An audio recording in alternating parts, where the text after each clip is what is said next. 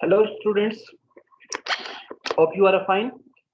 आज के लेक्चर के अंदर आज हमारा जो लेक्चर है वो लेक्चर नंबर 9 है। आज के लेक्चर के अंदर हम ट्रायल बैलेंस को देखेंगे। ट्रायल बैलेंस पे जाने से पहले हमने पिछले लेक्चर और उससे पिछले लेक्चर के अंदर पहले जर्नल एंट्रीज को हमने देखा, फिर उसके बाद हमने लेजर अकाउंट को देखा। आज हम ट्रायल बैलेंस को देखेंगे। जर्नल एंट्रीज के अंदर हमने एंट्रीज को डेबिट और क्रेडिट के फॉर्मेट में रिकॉर्ड किया था, और फिर उसके बाद उस पर हमने गोल्डन रूल्स अप्लाई किए थे डेबिट और क्रेडिट के। और उसके बाद लेजर अकाउंट के अंदर हमने इंडिविजुअल अकाउंट को का बैलेंस कैलकुलेट किया है, और इंडिविजुअल अकाउंट जो भी सा था उसके लिए हमने वर्किंग की है। अब हम जो अगले स्टेप पे जा रहे हैं वो प्रीवियस 2 स्टेप से बहुत ज्यादा सिंपल है। ट्रायल बैलेंस को देखते हैं जी। At the end of accounting period, जो भी हमारा अकाउंटिंग पीरियड होगा, कि अकाउंटिंग पीरियड साल के अंदर का कोई टाइम होता है। नॉर्मली हम अकाउंटिंग ईयर कंसिडर करते हैं। अकाउंटिंग पीरियड से मुराद ये होता है कि अकाउंटिंग पीरियड आपका मंथली भी हो सकता है, आपका सेमी एनुअली भी हो सकता है, आपका क्वार्टरली भी हो सकता है, इवन आपका वीकली या डेली भी हो सकता है। लेकिन अकाउंटिंग ईयर जो होगा, जैसा कि नाम से जाहिर है कि वो हमारा पूरा साल को कवर करेगा। तो हो सकता है कि आपके पास अकाउंटिंग ईयर हो, आप अपनी जो क्लोजिंग करने जा रहे हैं वो साल के बाद करें। लेकिन नॉर्मली प्रैक्टिस ये है कि हर मंथ के बाद आपकी क्लोजिंग की जाती है और ट्रायल बैलेंस को प्रिपेयर किया जाता है। इन क्वेश्चंस में भी ज्यादातर केसेस में आप देखेंगे कि हम मंथली बेसिस के ऊपर हम ट्रायल बैलेंस बनाएंगे। All a list of ledger account are total are prepared। आज हम ट्रायल बैलेंस की डिफरेंट टाइप्स देखेंगे स्टूडेंट्स। तो उस टाइप्स के अंदर हम ट्रायल बैलेंस विद बैलेंस और ट्रायल बैलेंस विद टोटल की बात करेंगे। This is called a trial balance. Trial balance क्या है जी? ट्रायल बैलेंस के अंदर सिंपल एक लिस्ट है, जिसके अंदर जैसा कि आपको बताया गया कि जर्नल के बाद जब लेजर बनाया था तो लेजर के अंदर हमने चीजों को बैलेंस किया था। चीजों से मुराद ये कि आपके हर अकाउंट को हमने बैलेंस किया था, और उसका जो बैलेंस था उस बैलेंस को अब हम जब ट्रायल आगे एक नेक्स्ट स्टेटमेंट पे लेके आएंगे तो that statement is called trial balance. Trial balance shows the mathematical accuracy in the books of account. ये लाइन सबसे इंपॉर्टेंट है।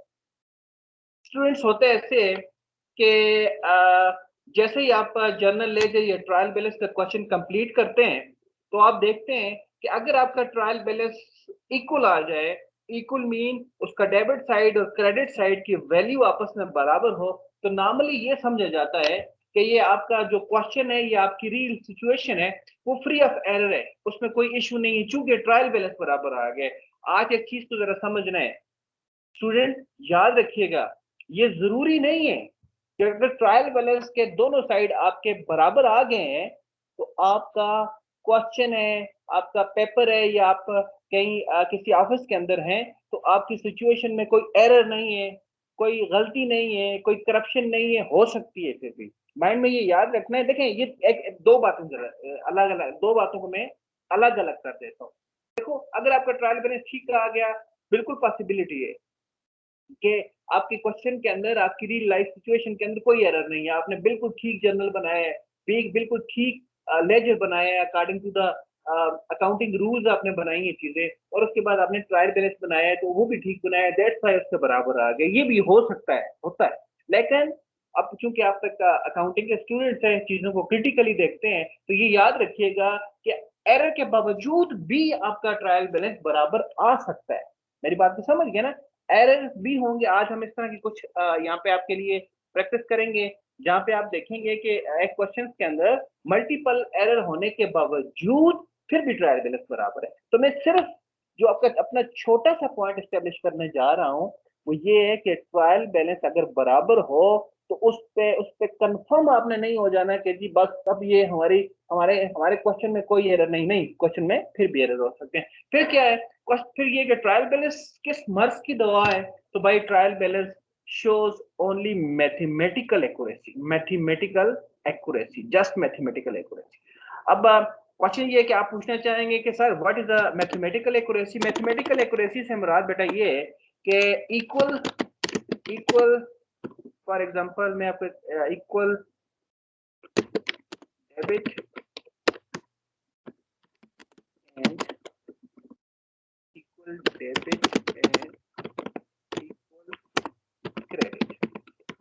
एग्जांपल आपने कोई एंट्री पास की है जिसके अंदर आपने आपने बड़ी गलत एंट्री पास की है, आपने ये एंट्री पास की बिल्कुल गलत, सेल्स टू कैश, उल्टी एंट्री पास की, बिल्कुल उल्टी एंट्री। हालांकि आपको जर्नल में ये एंट्री बिल्कुल कभी पास नहीं करते, रूटीन एंट्री के अंदर आपने सेल्स को डेबिट कर दिया जिसको क्रेडिट करना चाहिए था, और कैश को आपने क्रेडिट कर दिया जिसको आपने डेबिट करना था, और उसकी वैल्यू को भी आपने यू मेंशन कर दिया। मैं आपके सामने एरर लेके आ रहा हूं, तो इस एरर के बावजूद जो आपकी double entry book keeping system या आपकी गोल्डन रूल्स के बिल्कुल अगेंस्ट है। Sales is the revenue account, कभी डेबिट नहीं हो सकता रूटीन एंट्री के केस के अंदर। लेकिन फॉर एग्जांपल अगर आपने इसको डेबिट किया है और इसको क्रेडिट किया है तो याद रखिएगा इसके बाद आप लेजर बनाए, लेजर के बाद जब ट्रायल बैलेंस बनाएंगे तो ट्रायल बैलेंस बराबर होगा, ट्रायल बैलेंस दोनों साइड बराबर होंगे। ट्रायल बैलेंस में ट्रायल बैलेंस इस एरर को पकड़ नहीं सकता है। अब मैं इस पॉइंट से आया था कि trial balance shows just mathematical accuracy. Mathematical accuracy से क्या मुराद है? अगर स्टूडेंट आप हर ट्रांजैक्शन के अंदर इक्वल डेबिट और इक्वल क्रेडिट करें तो आपका ट्रायल बैलेंस हमेशा बराबर रहेगा, ट्रायल बैलेंस में कोई फर्क नहीं आएगा। अपने आप जर्नल एंट्रीज के अंदर इक्वल डेबिट और इक्वल क्रेडिट करें, वन थिंग।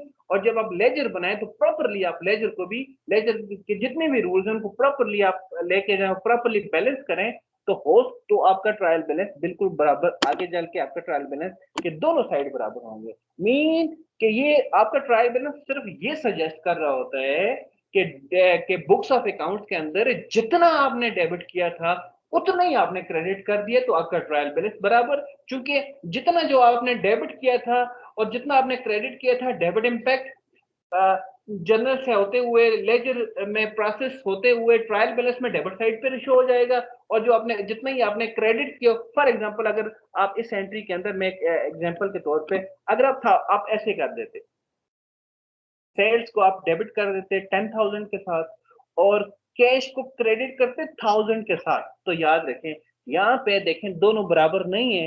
अगर दोनों बराबर नहीं है, देखो equal debit and equal credit, ठीक है, अगर दोनों बराबर नहीं है आपके पास, आपने एक एंट्री पास की है जिसके अंदर आपने डेबिट के अंदर ज्यादा अमाउंट लिखी है और क्रेडिट के अंदर आपने कम अमाउंट लिखी है, तो स्टूडेंट्स इस तरह का अगर आप एरर करेंगे तो अल्टीमेटली आपका ट्रायल बैलेंस इसको इसको डिटिफाई करेगा। अब आप देखेंगे कि डेबिट की साइड आपको ज्यादा शो करेगा और क्रेडिट की वैल्यू आपके पास कम शो करेगा, इसलिए कि आपने एक एंट्री के अंदर कम क्रेडिट किया हुआ है। तो सिंपल अभी हम इसको डिफरेंट एग्जांपल से भी देखेंगे। तो सिंपल माइंड में इतना याद रखना है अभी कि जी जो आपका ट्रायल बैलेंस है वो कोई ऐसी एब्सोल्यूट डिवाइस नहीं है कि अगर ट्रायल बैलेंस आपका बराबर आ जाए तो आप बिल्कुल कंफर्म हो जाएं कि आपका लेजर भी ठीक है और आपका जर्नल भी ठीक है। बहुत सारी पॉसिबिलिटीज होती हैं जिसमें आप देखेंगे कि आपका ट्रायल बैलेंस तो बराबर होगा लेकिन आपके जर्नल में भी बहुत सारे एरर होंगे, आपके लेजर में भी बहुत सारे एरर्स होंगे, उसको हम देखेंगे। So, dear students, trial balance shows the mathematical accuracy of books of account. For every transaction, the double entry system equal amount of a debit and equal amount of credit record in the books of account. जैसा कि बता दिया कि आपका trial balance सिर्फ ये आपको बताएगा कि आपके बुक्स ऑफ अकाउंट के अंदर जितना आपने डेबिट लिखा था उतना ही आपने क्रेडिट लिखा था। दैट्स वाई आपका जो ट्रायल बैलेंस है उसका डेबिट साइड भी और क्रेडिट साइड भी आपस में बराबर है। Both side of trial balance that is the debit side and the credit side must be equal. Yes, ये इक्वल होनी चाहिए। इसको दोनों साइड अगर आप प्रॉपर रूलिंग प्रॉपर जो गोल्डन रूल्स के तहत आप अकाउंटिंग करेंगे तो ये अब बराबर है। If both side are not equal there are errors in the books of account. और ये तो इक्वल की बात है, और अगर ये तो अनइक्वल की बात है कि नॉट इक्वल। अगर नहीं इक्वल तो एरर तो डेफिनेटली फिर तो है ही है एरर कि दोनों साइड बराबर नहीं है, फिर तो कंफर्म है आपका एरर है। लेकिन दो साइडें बराबर होने के बावजूद भी एरर हो सकता है।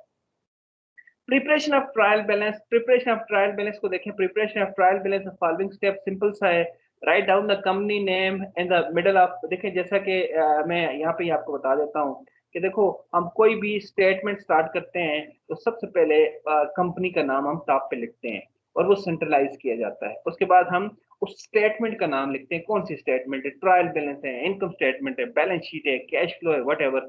और उसके बाद ये तीसरी लाइन जो है ये डेट की लाइन होती है, जिसमें बताया जाता है कि ये जो स्टेटमेंट बना है इसका टाइम पीरियड क्या है, कौन से दिन, कौन से टाइम, और ये कितने टाइम को कवर कर रहा होता है। इसमें याद रखिएगा स्टूडेंट्स कि ये as on is a technical word, ये हमेशा यूज किया जाएगा, उसके बाद डेट लिख दी जाएगी, कोई सा फॉर्मेट है। फॉर एग्जांपल इसके बाद हम देखेंगे आगे, अगर आज 14 अप्रैल है तो यहाँ पे हम लिखेंगे 14 अप्रैल। उसके बाद इसकी रूलिंग को जरा देखें, ये सीरियल नंबर यहाँ पे लिखा होते हैं, इसमें डेट्स नहीं होती है, सीरियल नंबर होता है, अकाउंट के जो भी नंबर हैं वो चलेंगे। हेड्स ऑफ अकाउंट है, डिफरेंट बुक्स में डिस्क्रिप्शन लिखा हुआ है, रेफरेंस का कॉलम है, डिफरेंट बुक्स में एलएफ लिखा जाता है, और इसके साथ साथ यहाँ पे बैलेंस दिया गया है, बैलेंस के साथ मेंशन किया गया है कौन सी सिंबल ऑफ करेंसी को डील कर रहे हैं, क्योंकि हम रुपी को डील कर रहे हैं, लिहाजा यहाँ पे हमने रुपीज को मेंशन किया है। साथ left hand side is a debit side and right hand side is a credit side. This is the overall of format. यही चीजें यहाँ पे भी आपको लिख के दी हुई है कि जी write the company name, write the company और business name, number one thing, trial balance, write the trial balance, और उसके बाद फिर आपने डेडलाइन लिखनी है, और आखिर में आपने उसकी रूलिंग्स को आपने write down the balance total, इसके बाद फिर आपने इसको आप बैलेंसेस को करना है। ये देखें, इसको फिर एक दफा देख लें, ये आपके सामने मौजूद है, heads of account, serial number, reference, और ये सारी चीजें आपके पास मौजूद हैं, जिसकी बेस पे हम इसको आगे इस पे दिस इज अ फॉर्मेट, इस फॉर्मेट की बेस पे हम आगे चल के इसको भी एक क्वेश्चन करते हैं। चलो स्टूडेंट्स आगे चलते हैं।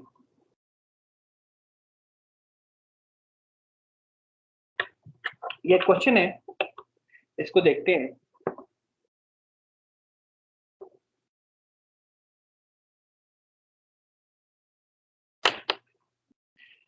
From the following ledger accounts of Miss Anam Salim, you are required to prepare a trial balance. Yes, trial balance आपने बनाना है।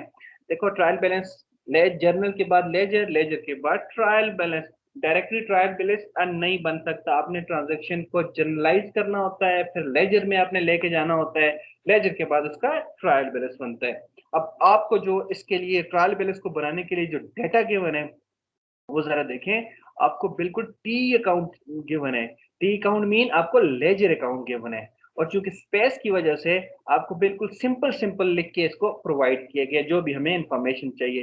जरा देखें, इसके अंदर हमने किसी तरह से उसका सोर्स मेंशन नहीं किया, जो हमने डिटेल से ऑलरेडी इससे जो प्रीवियस लेक्चर था उसमें हमने उसको कंप्लीट किया था लेजर अकाउंट के अंदर, लेक्चर नंबर 8 के अंदर। लेकिन यहाँ पे हमने इसको आसानी के लिए, क्योंकि हमें उसके डिस्क्रिप्शन वगैरह में हम इंटरेस्टेड नहीं है, हमें जो चीजें इंटरेस्टेड है वो आपको given. This is a simple, इसको नॉर्मली हम टी अकाउंट बोलते हैं। जरा टी अकाउंट चले एक नजर देख लेते हैं टी अकाउंट को भी थोड़ा सा।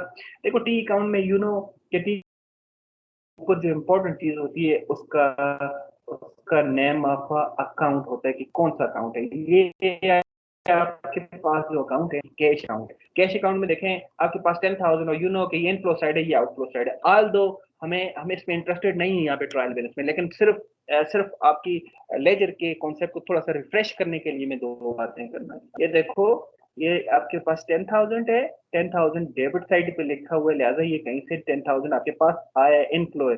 इसी तरह से ये भी 10,000, 8,500 एंड 2,200, इनको सम करें आप तो this is equal to 30,000 and 700। ठीक है जी। इसके बाद आउटफ्लो साइड है, ये वैल्यू 1,500 हमने कहीं पे किसी को पेमेंट की है, 6,000 की पेमेंट की है, 7 की है, और 1,200 की हमने पेमेंट की है। अगर आप इन वैल्यूज में से ये जो आपका 30,700 बड़ा साइड था डेबिट साइड, इसी बड़े साइड को आपने क्रेडिट साइड पे भी मेंशन किया था, और उसके बाद ये जो ऊपर वाली वैल्यू, ये आपको वैल्यू गिवन थी 1,500, 6,000 की वैल्यू आपको गिवन थी, 7,000 की और 1,200 की वैल्यू गिवन थी।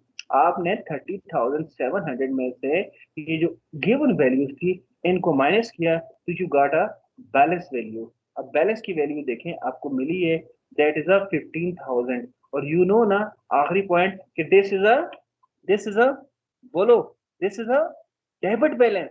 Yes, this is a debit balance. Explanation भी थोड़ी सी बता देता हूँ कि ये क्योंकि डेबिट साइड ज्यादा है, क्रेडिट कम है। देखो एक हमने एग्जांपल उस दिन आपके सामने रखी थी ना, अगर आपके पास ये हो, बल्कि मैं ऐसा कर देता हूँ, डेबिट अगर आपके पास हो 15, में वैसे ही आपको समझाने के लिए यहाँ पे कर रहा हूँ, और आपके पास हो क्रेडिट, आपके पास वैल्यू 10, तो आपका आंसर क्या आएगा? 10 10, तो यू गॉट आंसर डेबिट 5। इसी तरह से आपके पास होगा, हाँ, डेबिट 15 है और क्रेडिट 10 है, और हमें पता है कि एक वैल्यू दूसरे से अब माइनस की जाती है।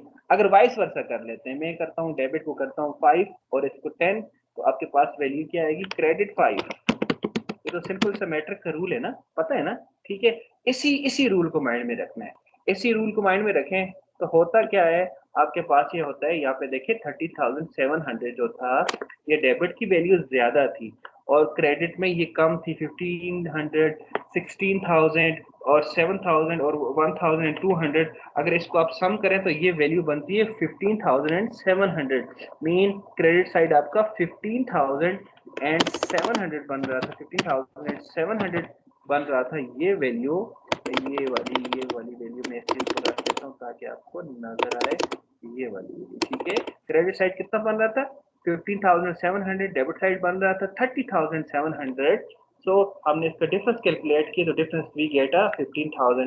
This 15,000 is called a balance, और more probably it is called a debit balance. ये आपका डेबिट बैलेंस है। ठीक हो गया, इस तरह से बाकी भी देख लें, सारे रूलिंग करके आपको दी हुई है। मैं सबसे पहले ये करता हूँ कि बैलेंसेस को देख लेता हूँ। ये बैलेंस है इसका जी, ये मुझे नजर आ गया। बाकी ये ऑलरेडी इसको बैलेंस करने की जरूरत नहीं है। आपको जो आपने इस अभी अभी के लेक्चर के अंदर आपने सिर्फ ट्रायल बैलेंस पे फोकस करना है। आपका लेजर अकाउंट आपका, मुझे उम्मीद है, काफी क्लियर हो गया होगा। सिर्फ अब स्टार्ट करते हैं जी। अब देखिए, हमने सबसे पहले क्वेश्चन को पढ़ा, फिर देखा बैलेंसेस को निकाला। ये बैलेंस यहाँ पे हमने ग्रीन कर दिया, इसका बैलेंस ये आ गया। अकाउंट रिसीवेबल का बैलेंस मैं यहाँ पे ये कर देता हूँ यस, और इसको साथ साथ फिर देखिए ये बैलेंस आ गया। ये देखो, this is a credit balance, debit side पे लिखा हुआ लेकिन क्रेडिट बैलेंस है। और साथ साथ आपके माइंड में वो पॉइंट है ना, नॉर्मल बैलेंसेस के आइडिया। नॉर्मल बैलेंसेस के अंदर जो भी एसेट, ड्राइंग और एक्सपेंस, जो लेफ्ट हैंड साइड के अकाउंट है तीनों, उनका डेबिट बैलेंस नॉर्मली होता है। देखो ये कैश अकाउंट है ना, तो cash account is an asset account, तो इसका बैलेंस जो होगा वो आपके पास डेबिट होगा। ये सप्लाईज भी आपका एसेट है, इसका भी डेबिट बैलेंस है, और अकाउंट रिसीवेबल भी एसेट है, इसका भी डेबिट बैलेंस है। लेकिन fee revenue is a revenue account. और स्टूडेंट्स, आपको तो याद है ना कि जो आपके राइट हैंड साइड के अकाउंट है, जिसके अंदर आपके पास रेवेन्यू, ऑनर इक्विटी और लाइबिलिटी आपके पास आते हैं, वो तीनों अकाउंट का नॉर्मल बैलेंस जो होता है वो आपके पास क्रेडिट होता है। तो ये भी क्रेडिट बैलेंस है। ठीक है, इसके बाद पेएबल का भी क्रेडिट बैलेंस होगा। और एक छोटा सा रटा टाइप चीज याद रख लें कि जो बैलेंस जिस साइड पे निकलेगा वो दूसरी साइड का बैलेंस होगा। जैसे यहाँ पे जो बैलेंस निकला हुआ है वो क्रेडिट साइड पे निकला हुआ है, तो ये डेबिट बैलेंस है। क्योंकि जब हम ट्रायल बैलेंस में इसको लिखेंगे तो फिर इसको क्रेडिट में नहीं लिखेंगे, इसको डेबिट पे लिखेंगे। एक्सप्लेनेशन भी आपके माइंड में जरूर होनी चाहिए कि ये क्रेडिट में इसलिए लिखा हुआ है कि क्रेडिट में सिर्फ इसकी वैल्यू को आइडेंटिफाई किया हुआ है। ये 15,000 की वैल्यू हमने कैसे आइडेंटिफाई नहीं कर सकते थे कि कितना डिफरेंस है, उसको हमने इस तरह से फाइंड किया। लेकिन एक्चुअली चूंकि जो साइड बड़ा है होता है उसी का बैलेंस माना जाता है। सो रटे के पॉइंट ऑफ व्यू ये याद रखना है, जैसे ये सप्लाईज अकाउंट है, अगर इसके क्रेडिट साइड पे बैलेंस निकला है तो ये क्रेडिट बैलेंस नहीं है, ये डेबिट बैलेंस है। इसी तरह से अगर फी रेवेन्यू आपका डेबिट साइड पे बैलेंस निकला हुआ आपको नजर आ रहा है, तो ये बैलेंस डेबिट साइड का नहीं है, ये क्रेडिट साइड का है। इसी तरह से हमने दूसरे बैलेंसेस को भी हम यहाँ पे ग्रीन करते हैं ताकि हमें नजर आए। ये आ गया अनअर्न्ड रेवेन्यू है, अनअर्न्ड रेवेन्यू का भी क्रेडिट बैलेंस होता है, डेबिट में लिखा हुआ नजर आएगा। इसी तरह से कॉमन स्टॉक का भी बैलेंस आपको डेबिट में नजर आएगा, लेकिन ये भी क्रेडिट बैलेंस है। Furniture and fitting account is the asset account, इसका आपको क्रेडिट में नजर आएगा लेकिन ये डेबिट बैलेंस है। मशीनरी भी आपका एसेट अकाउंट है, ये भी आपको अगर क्रेडिट में नजर आएगा लेकिन ये डेबिट बैलेंस है। अब देखो, अब क्या करना है, बड़ा सिंपल है। मैं जैसा कि बताया, जनरल है जो ट्रायल बैलेंस में सबसे सिंपल चीज जो है वो आपका ट्रायल बैलेंस है। ट्रायल बैलेंस में तो बस आपके बैलेंसेस बने होते हैं, उठा के लिखना होता है। देखो जैसे कैश अकाउंट है, कैश अकाउंट को देखें, कैश अकाउंट का बैलेंस कितना निकला है? 15,000 है ना, और डेबिट बैलेंस है। बड़ा सिंपल स्टूडेंट्स, ये 15,000 लिखे हैं। अपनी वर्कबुक खोलें स्टूडेंट्स, अपनी वर्कबुक लेके आए। अगर आपके पास वर्कबुक नहीं है तो वीडियो स्टॉप करें, वर्कबुक लेके साथ साथ अटेम्प्ट करें, साथ साथ अटेम्प्ट करें, ठीक है। उसी वर्कबुक पे अटेम्प्ट करें, फिर आपको अच्छा भी लगेगा और आपको आपकी अंडरस्टैंडिंग भी होगी, ठीक है। जल्दी से लेके आए वर्कबुक। अच्छा, उसके बाद नेक्स्ट अकाउंट को देखें। नेक्स्ट अकाउंट आपके पास है सप्लाईज अकाउंट। सप्लाईज अकाउंट को देखें तो इसका इसका इसका बैलेंस 3500 है। और you know this is asset account ना, क्रेडिट में लिखा हुआ, वो मैं बार बार ये मैं बात बहुत बहुत दफा रिपीट कर रहा हूँ, ठीक है। मैं इसलिए कर रहा हूँ ताकि आपके माइंड के अंदर ये कॉन्सेप्ट क्लियर हो जाए। ये ना हो कि आप सप्लाईज देखें और ये देखें ये क्रेडिट में लिखा हुआ है, उठा के इसको क्रेडिट में लिखें, नहीं ये क्रेडिट नहीं है, this is a debit balance. तय चलूंगा थोड़ा सा जी। अकाउंट रिसीवेबल का जी 800 बैलेंस है। मुझे उम्मीद है कि आप लोगों ने ये क्वेश्चन कंप्लीट कर लिया होगा, मुझसे तेज निकलते होंगे आप लोग। ये देखो नोट पेएबल है 10,000। आप देखो नोट पेएबल करके लिखा हुआ है, डेबिट पे लिखा हुआ है ना, लिहाजा ये इसका जो बैलेंस है नोट पेएबल। बल्कि मैं थोड़ा सा जल्दी नीचे चला गया हूँ। पहले फी रेवेन्यू है, फी रेवेन्यू का 14,000 एंड 500, ये आ गया 14,500। और नेक्स्ट पे जाए, इसके बाद ये रेवेन्यू के बाद अकाउंट पेएबल। अकाउंट पेएबल का balance credit balance 800, account payable credit balance 800। Next account is a note payable. Note payable का भी आपके पास credit balance with value rupees 10,000।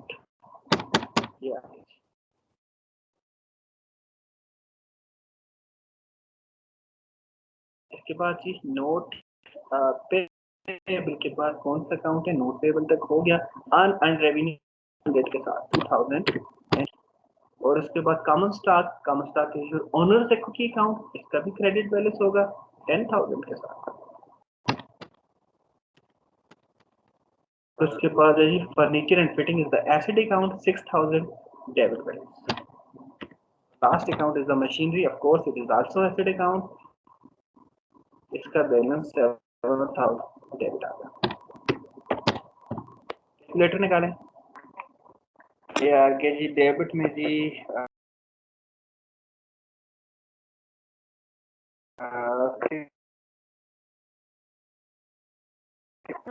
मैं डेबिट साइड को पहले पूरे डेबिट साइड को करूंगा फिर, और 6,000 ये मैं इस वैल्यू तक पहुंच जाएंगे, ये 6,000 की वैल्यू तक पहुंच जाए। उसके बाद प्लस 7,000, इससे मेरे पास जो आंसर क्या आ गया, मैं दोबारा से करता हूँ। 15,000 plus 3,500 plus account receivable. Account receivable की वैल्यू हमने यहाँ पे एड किया ये उसकी एड किया 6,000, ठीक है। अब ठीक हो गया, ये देखें ये हमने यहाँ पे अकाउंट रिसीवेबल को 6,000 किया। 6,000 मैं दोबारा से करता हूँ इसको। 15,000 प्लस 3,500 में यहाँ पे आऊँ, यहाँ पे आऊँ, और प्लस 6,000 प्लस उसके बाद फर्नीचर एंड फिटिंग भी 6,000, फिर उसके बाद 7,000 is equal to 37,500। 37,500। और अब क्रेडिट साइड को देख लेते हैं। सबसे पहले मैं यहाँ से स्टार्ट करता हूँ, ये 14,000 से 14,000 and 500, 14,500 plus 800 plus 10,000 plus 2,200 plus 10,000, it is equal to 37,500। Trial balance बराबर हो गया जी 37,500। ज्यादा स्पेसिफिक लिखते हैं हम, यहाँ पे लिखते हैं रुपीज 37,500, रुपीज 37,500। तो स्टूडेंट्स आपका क्वेश्चन यहाँ पे देख लें, ये कंप्लीट हो गया। आपने जितने भी बैलेंसेस थे उनको उठा के सिर्फ फिल ट्रायल बैलेंस, बहुत ही सिंपल है। आप जब भी अपने लेजर अकाउंट के बैलेंसेस करते हैं तो उनके बैलेंसेस आपके जब बैलेंस हो जाते हैं तो उसको उठा के आगे एक डिवाइस है दैट्स का ट्रायल बैलेंस जो just shows a mathematical accuracy, वो उसमें आप इसको सपोर्ट कर देते हैं। आगे चलता हूँ। अब जानते हैं trial balance with totals. Trial balance with balance तो आपको समझ आ गया है कि ऐसा ट्रायल बैलेंस जिसके अंदर बैलेंसेस को शामिल किया जाए। अब trial balance, there are 3 type of trial balance in fact, trial balance with balance, trial balance with total and trial balance with balance and total. अब हम दूसरे पे चलते हैं, that is called the trial balance with totals. अब totals को जरा समझना है, यहाँ पे जरा जरा गौर करिए कीजिएगा कि टोटल कैलकुलेट कैसे करना है। देखो स्टूडेंट्स, जब भी आप, अच्छा एक एक पॉइंट बता दूं, जो ट्रायल बैलेंस है वो तकरीबन 95% केसेस के अंदर ट्रायल बैलेंस विद बैलेंस ही बनता है। जैसा कि नाम से जाहिर है कि ट्रायल बैलेंस है तो उसके अंदर बैलेंसेस भी शामिल होते हैं। बहुत कम बुक्स में आप देखेंगे कि ट्रायल बैलेंस विद टोटल बनेगा, लेकिन चलें इसका तरीका सीख लेते हैं कि बनता कैसे है। ट्रायल बैलेंस विद टोटल के लिए पहली बात यह है कि जब भी आपने लेजर बनाएंगे स्टूडेंट्स, तो उनको बैलेंस करने की जरूरत नहीं है, क्योंकि ट्रायल बैलेंस विद टोटल के लिए हमें बैलेंस की जरूरत नहीं होती, हमें टोटल की जरूरत होती है, एक पॉइंट। और दूसरा आखिरी पॉइंट याद रखिएगा स्टूडेंट, जब हम ट्रायल बैलेंस विद बैलेंस बनाते हैं तो हमारे पास एक ही बैलेंस आएगा, या तो वो डेबिट बैलेंस होगा या क्रेडिट बैलेंस होगा। लेकिन ट्रायल बैलेंस विद टोटल में दोनों साइड के टोटल आ सकते हैं, एक साइड के टोटल भी आ सकते हैं, दो के साइड के टोटल आ सकते हैं।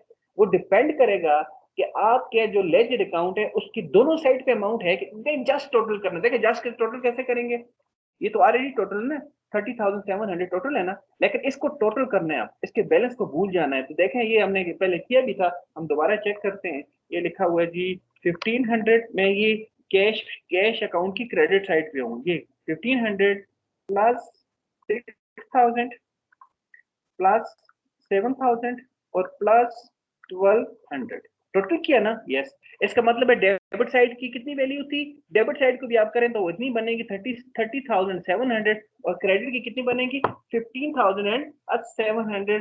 तो हम ट्रायल बैलेंस विद टोटल बनाते हैं। आगे चलें, आपका फॉर्मेट, ये जो कुछ लाइनें, under this method trial balance is prepaid by taking the total, बस इतनी सी बात काफी है आपके लिए, ठीक है। ये देख लें, ये कह रहे हैं कि विदाउट बैलेंसिंग अकाउंट, आपने अकाउंट को बैलेंस नहीं करना, सिर्फ टोटल लेके आना है। अब हमने यहाँ पे टोटल लेके आए हैं, मैं फिर आपको उस पर जाके दिखाता हूँ। ये देखो, हम इसको ट्रांसफर कर रहे हैं, कैश अकाउंट को ट्रांसफर कर रहे हैं। किस में कर रहे हैं, ट्रायल बैलेंस विद बैलेंस में नहीं कर रहे, ट्रायल बैलेंस विद टोटल के अंदर ट्रांसफर करने जा रहे हैं। तो लिहाजा इसके दोनों साइड में देखो वैल्यूज अवेलेबल है, अगर अवेलेबल है तो उनको टोटल करें और उसको पुट करें। ये टोटल की ये 30,700 है डेबिट साइड, और क्रेडिट साइड आपके पास है 15,700। 30,700 एंड 15,700, 30,700 मैंने डेबिट साइड पे लिखा और क्रेडिट साइड पे लिखा 15,700। ठीक हो गया। अब अगले अकाउंट को देखो जरा, दूसरे अकाउंट कौन था, सप्लाईज अकाउंट। तो सप्लाईज अकाउंट को बैलेंस को भूल जाना है, अच्छा बैलेंस में कंफ्यूज नहीं होना। अब देखो इसमें क्या, इसमें सिर्फ डेबिट साइड पे ही वैल्यू थी, क्रेडिट में कुछ भी नहीं था, लिहाजा क्रेडिट में कुछ भी नहीं लिखा जाएगा, सिर्फ डेबिट साइड में लिखा जाएगा टोटल के में। इसलिए कि हम ट्रायल बैलेंस विद टोटल को बनाने जा रहे हैं। ट्रायल बैलेंस टोटल को बनाने जा रहे हैं, तो हमने यहाँ पे देखा सप्लाईज का जो डेबिट बैलेंस है, डेबिट टोटल है, इनफैक्ट सही लफ्ज़ों में 3,500। उसके बाद नेक्स्ट पे चलें, ये दो हो गए। अकाउंट रिसीवेबल में भी जरा गौर से देखो, इसके डेबिट साइड में ही वैल्यू है, क्रेडिट में कुछ भी नहीं है, लिहाजा डेबिट साइड में ही सिर्फ 6,000 को हम मेंशन करेंगे। नेक्स्ट पे चलते हैं। नेक्स्ट पे अकाउंट रिसीवेबल के बाद फी रेवेन्यू है, इसके सिर्फ क्रेडिट में ही वैल्यू है आपके पास 14,500। उसके बाद फी रेवेन्यू के बाद हमारे पास आ गया अकाउंट पेएबल। अकाउंट पेएबल को जरा गौर करें, इसके अंदर डेबिट साइड में भी वैल्यू और क्रेडिट साइड में भी वैल्यू है। डेबिट साइड में अगर आप गौर करें तो 1200 है, और क्रेडिट साइड पे अगर आप देखें तो 2000 आपके पास है। तो इसी तरह से दोनों चीज, फिर इसको एक दफा देख लें। देखो इसमें आपने ये आपने यहाँ से नीचे वाली चीजों को भूल जाना है, जो बैलेंस किया था या उसके बाद टोटल किया था। आपने जो भी लेजर अकाउंट की के अंदर आइटम शामिल है उनको देखना है। तो ये देखें, इसमें एक आइटम हमारे पास डेबिट में शामिल है विच इज 1200, और एक आइटम हमारे पास क्रेडिट में शामिल है विच इज 2000। लिहाजा दोनों को लेके आ जाएंगे यहाँ पे अकाउंट पेएबल के अंदर 1200 in the debit side and 2000 in the credit side. ठीक हो गया ना। इसके बाद देखिए नोट पेएबल, नोट पेएबल में सिर्फ एक ही वैल्यू 10,000 की क्रेडिट में, एक ही वैल्यू लिखी है। इसके बाद आगे चलें, हमारे पास नोट पेएबल तक हम पहुंच गए, तो अनअर्न्ड में भी एक ही वैल्यू है, क्रेडिट साइड में 2200, 2200। उसके बाद हमारे पास आगे चलें, next account is a common stock. Common stock में हम चलेंगे, ये कॉमन स्टॉक में भी सिर्फ और सिर्फ 10,000 जो है वो क्रेडिट पे है, ज्यादा 10,000 क्रेडिट पे। और उसके बाद नेक्स्ट अकाउंट हमारे पास कॉमन स्टॉक के बाद फर्नीचर एंड फिटिंग 6,000 के साथ डेबिट और मशीनरी 7,000 के साथ डेबिट। ज्यादा ये 6,000 के साथ डेबिट, मशीनरी जो है वो 7,000 के साथ डेबिट। देख लें हमने इसमें क्या फर्क किया है स्टूडेंट्स, हमने सिर्फ इतना सा फर्क किया है कि इसमें सिर्फ टोटल्स को लिखें। चलें इसको भी हम करते हैं, सम करके देखते हैं। मैं ये साइड को सम कर रहा हूँ, डेबिट साइड को 30,700 plus 3,500 plus 6,000 plus 1,200 plus 6,000 plus 7,000। It makes 54,400 rupees, 54,400। मैं क्रेडिट साइड को सम करता हूँ जी, 15,700 plus 14,500 plus 2,000 plus 10,000 plus 14,500 plus 2,000 plus 10,000 plus 2,200 plus 10,000। ये भी आपका 54,400। ज़्यादा अगर आप ट्रायल बैलेंस को इन बैलेंस बनाएं या ट्रायल बैलेंस को इन टोटल बनाएं तो स्टूडेंट्स आपका इशू नहीं है, आप दोनों तरह से इसको आप बना सकते हैं। अब अगेन अब ये 3 type of trial balance. Number 1 type of trial balance is called trial balance with a balance, और ये हमने यहाँ पे देखा, यहाँ से हम बात करते हैं forms of a trial balance. There are 3 kind of a trial balance. Number 1 trial balance with a balance, ऐसा ट्रायल बैलेंस जिसके अंदर बैलेंसेस शामिल होते हैं। फिर हमने एक एग्जांपल आपके सामने रखी जिसके अंदर आपको अकाउंट्स भी दिए हुए थे और उसको बैलेंस करके दिया हुआ था, लेजर अकाउंट टी शेप में दिए हुआ था, सिंपल दिए हुए थे। तो आपने उनके बैलेंसेस को उठाया, जैसे यहाँ पे ये अकाउंट रिसीवेबल का 6,000 डेबिट बैलेंस है, इसको उठा के आपने डेबिट और क्रेडिट में लिखा, तो अभी हमने देखा कि इसका जो टोटल है वो आपस में बराबर आया। ठीक हो गया। आगे चले तो हमारे पास we have a second type of trial balance which is called trial balance with total थोड़ा सा फर्क है, ऊपर में बैलेंसेस थे, नीचे इसमें टोटल है। टोटल में हमने ये करना है कि बैलेंसेस कैलकुलेट नहीं करने, ठीक है, हमने ऐसे करना है कि हमने उसके टोटल कैलकुलेट करने। चूंकि ये एक ही क्वेश्चन है जिसमें हम दोनों चीजें देखने जा रहे हैं, तो आपने फिर इसके बैलेंसेस में कंफ्यूज नहीं होना कि ये बैलेंस क्या हुआ है, आपको उसका कॉन्सेप्ट है। आपने सिर्फ यहाँ तक जाना है, ये इसको नीचे नहीं, ये जो मैंने चीज सेलेक्ट किया हुआ है इसको नहीं देखना, आपने सिर्फ इनको देखना है, ये बल्कि मैं यहाँ तक इनको देखना है। डेबिट साइड में जितने भी आपने आइटम को ऐड किया उनको टोटल करें, और क्रेडिट साइड में भी जितने भी अकाउंट्स आपने जर्नल एंट्री से यहाँ पे पोस्ट किए हैं उनको आप सम करें। जैसे अगर आप इनमें से ये जो कैश अकाउंट की एग्जांपल आपके सामने रखूं, तो ये 10,000 8,500 2,000 इनको सम करें तो ये 30,700 बनेगा। इसके साथ ये जो क्रेडिट चीज है 1,500 6,000 7,000 एंड 1,200 इनको भी सम करें तो ये बनेगा 15,700। तो हमने इसी तरह से आपके ट्रायल बैलेंस विद टोटल के अंदर ये देखें 30,700 डेबिट साइड पे और 15,700 आपके पास क्रेडिट में। फिर हमने देखा कि जैसे कैश में तो दोनों साइड पे आपके पास जो जर्नल से एंट्रीज आई थी, वो अकाउंट्स आए थे, वो अवेलेबल थे। लेकिन कुछ अकाउंट्स ऐसे होते हैं, सपोज ये आपके सामने अकाउंट है लाइक सप्लाईज अकाउंट, कि इसके अंदर सिर्फ एक ही साइड पे आपका आइटम है, एक ही साइड पे आपका अकाउंट है, क्रेडिट साइड पे कोई इसमें पोस्टिंग नहीं है, नहीं था, ओके। अगर नहीं था डेबिट साइड पे तो सिंपल डेबिट साइड पे हमने उठा के लिखते, ये देख लें 3,500। इसी तरह से कुछ अकाउंट ऐसे हैं जैसे फी रेवेन्यू का अकाउंट, इसमें आपके पास ये वाला, इसमें देखें तो इसमें सिर्फ और सिर्फ वैल्यू आपके पास क्रेडिट में ही है, बस इसके डेबिट में कोई वैल्यू नहीं है। लिहाजा डेबिट एंड क्रेडिट में ही सिर्फ एक अकाउंट हमारे पास जनरल से है, लिहाजा हमने सिर्फ उसी को देखेंगे। इसी तरह फिर हम सारे अकाउंट को ला के, ये जैसे यहाँ पे सिर्फ क्रेडिट में था फी के केस के अंदर, तो हमने इसको देखा। इसी तरह से सारे टोटल्स को, अगेन टोटल्स को मैं यहाँ पे लेके आऊंगा, और जब टोटल्स का भी टोटल किया जाएगा तो वो भी देख लें 54,400 आपस में बराबर है। अब देखें तीसरी टाइप जो है वो trial balance with balance and total है। पहली थी ट्रायल बैलेंस विद बैलेंस, दूसरी थी ट्रायल बैलेंस विद टोटल, तीसरी को एक जगह इकट्ठा कर दिया गया, दोनों को एक जगह इकट्ठा कर दिया। तो मैं इसकी ये मेन ये जो आपका trial balance with balance and total है, ये जो प्रीवियस अभी दो हमने एग्जांपल किए, दोनों को इकट्ठा कर दें, मर्ज कर दें, तो आपके पास बन जाएगा। इसीलिए आपको यहाँ पे ये गिवन है। ये देखें यहाँ तक अगर आप इसको देखें तो ये ट्रायल बैलेंस विद बैलेंस है, ये वाला। मैं थोड़ा सा इसको डिफरेंट कलर देता हूँ ताकि आपको नजर सही था। ये ग्रीन कर देते हैं, ठीक है, और ये क्या बताते हैं,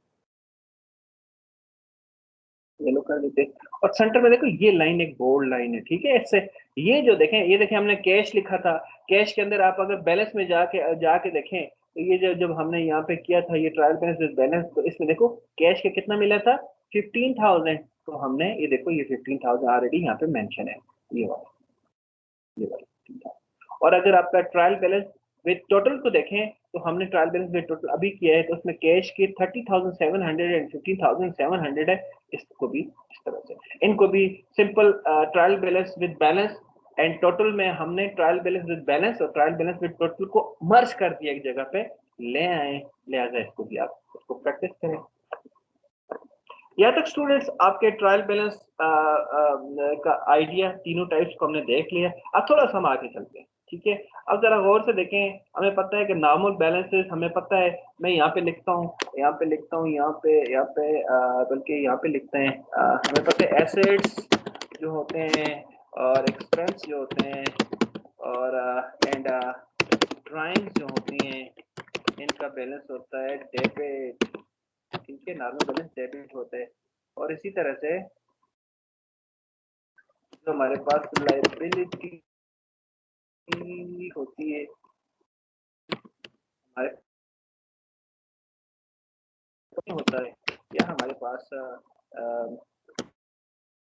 ऑनर्स इक्विटी होती है। ऑनर्स इक्विटी को ब्रिटिश वाले कैपिटल अकाउंट बोलते हैं, या अगर कंपनी का केस है तो स्टॉक होल्डर या शेयर होल्डर भी बोला जा सकता है। ये जो तीन चीजें, इसका नॉर्मल बैलेंस क्या होता है, क्रेडिट होता है। बस ये छोटा सा रूल, इसी रूल से ये हमारा ये जो नीचे वाला ट्रायल बैलेंस है ये वाला बनेगा। अब यहाँ पे वो कह रहा है मेक, अब आपको कह रहा है कि जी make the trial balance from mix transaction from Iram Shahzadi limited, ठीक है जी। अब आपने क्या करना है, अब आपको मिक्स ट्रांजेक्शन दी हुई है और ट्रांजेक्शन के साथ नीचे वैल्यू भी उसकी उसके जो अकाउंट के नेम ऑफ अकाउंट्स भी आपको गिवन है। आपने सिर्फ ये देखना है कि आप राइट साइड पे इंक्लूड कर सकते हैं। और स्टूडेंट्स ये इस तरह से चलेगा, ये पहले कॉलम वाइज चलेगा, ये पहला कॉलम आपने पुट करना है, उसके बाद फिर आपने दूसरा कॉलम पुट करना है, फिर आपने तीसरा कॉलम पुट करना है। ये बेसिकली क्वेश्चन को अगर आप देखें तो ये तीन कॉलम्स में डिवाइड किया गया है। येलो कॉलम है, इसके बाद मैं इसको देता हूँ ग्रीन कॉलम, और ये भी आपका थोड़ा ठीक हो गया। ये तीन कॉलम है, इसको देखें। हम यहाँ से स्टार्ट करते हैं। अकाउंट पेएबल क्या होता है, लाइबिलिटी है, गुड, लाइबिलिटी है। तो लाइबिलिटी का नॉर्मल बैलेंस क्या है, क्रेडिट है। 200 की वैल्यू यहाँ पे पुट करें। डू इट स्टूडेंट्स, मुझसे आगे निकलना है, जल्दी जल्दी करें। दूसरा अकाउंट रिसीवेबल, एसेट अकाउंट होता है, वी नो। डेबिट बैलेंस है, account account payable liability account है, इसका बैलेंस होगा क्रेडिट, ठीक है। दूसरा अकाउंट कौन सा है, अकाउंट रिसीवेबल। अकाउंट रिसीवेबल की वैल्यू कितनी है, 350, क्रेडिट होगा। उसके बाद नेक्स्ट है जी accrued liability account. Accrued liability, देखो नाम से जाहिर है, एक्रूड का कॉन्सेप्ट हम आगे डिस्कस करेंगे डिटेल से, लेकिन लाइबिलिटी मेंशन है। अगर लाइबिलिटी है तो हमें पता है लाइबिलिटी का नॉर्मल बैलेंस क्या होता है, क्रेडिट होता है, ये यहाँ पे आ गया। उसके बाद देखिए एक्यूमुलेटेड डेप्रिसिएशन, स्टूडेंट्स याद है ना आपको, फॉर कॉन्ट्रा अकाउंट के अंदर हमने बात की थी, हमने कहा था ये जो 6 पिलर, तो चले यहाँ पे आपके पास लिखे हुए हैं, asset, expense, drawing, liability, revenue और owner equity. apart from that there are more 4 contra account. Number 1 was purchase return, number 2 was sales return, third one क्या था आपके पास, प्रोविजन फॉर बैड डेट था, और लास्ट में आपके पास एक्यूमुलेटेड डेप्रिसिएशन था। याद आ गया ना, तो फिर हमने आपसे बात की थी कि ये जो हमने वेरिएशन प्रोफार्मा का चैप्टर 5 किया था उसके अंदर कि जो आपके पास एक्यूमुलेटेड डेप्रिसिएशन है, दो डेप्रिसिएशन को अलग अलग रखने हैं। अगर सिंपल डेप्रिसिएशन कहीं लिखा हो, इसमें लिखा है कहीं डेप्रिसिएशन एक्सपेंस हो या सिंपल डेप्रिसिएशन लिखो हो तो वो एक्सपेंस है, लेकिन उसके साथ ए डबल सी लिख दिया जाए या एक्यूमुलेटेड लिख दिया जाए तो वो आपका कांट्रा एसेट अकाउंट होता है। कांट्रा एसेट अकाउंट होता है। जब भी कांट्रा एसेट अकाउंट है तो ये एसेट का अपोजिट है, लिहाजा इसका बैलेंस क्या होगा? क्रेडिट बैलेंस होगा एक्यूमुलेटेड डेप्रिसिएशन का। ये आ गया क्रेडिट। डन हो गया जी। उसके बाद नेक्स्ट में देखें तो आपके पास है simple, this is called building account. Building is the asset account. 1400 आपके पास एसेट आ गया, ये आ गया ये वाला। उसके बाद हम थोड़ा सा तेज चलेंगे, कैश अकाउंट आ गया बेटा। कैश अकाउंट आपका 120 एसेट अकाउंट है, डेबिट बैलेंस।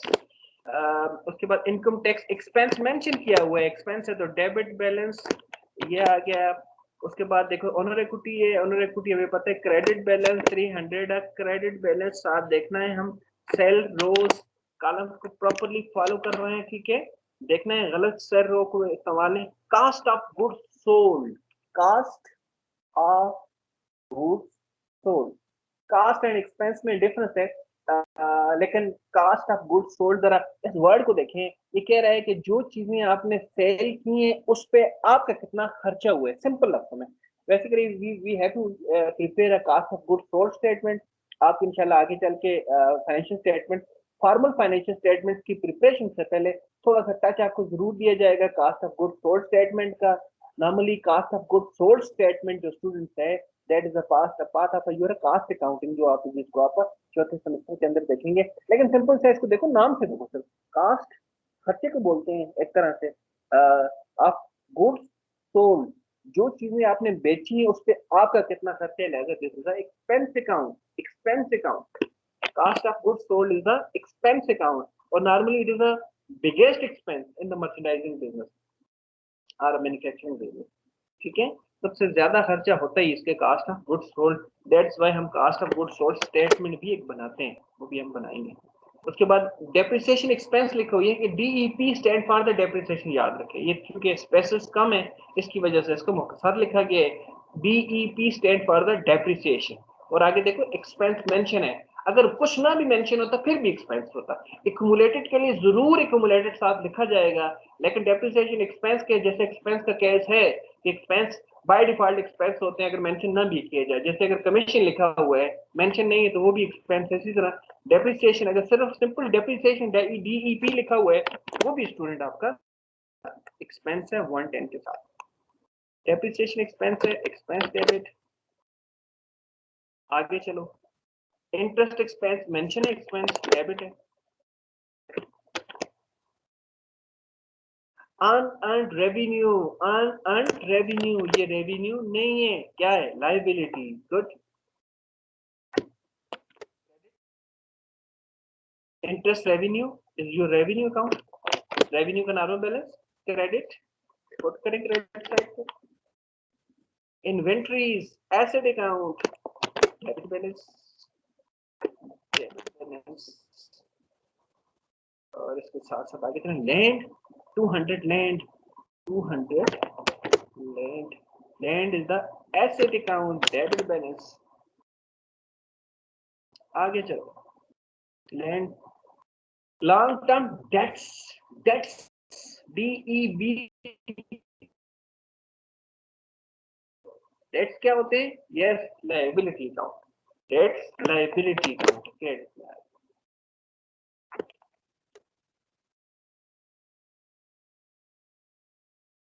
उसके बाद आगे चलें,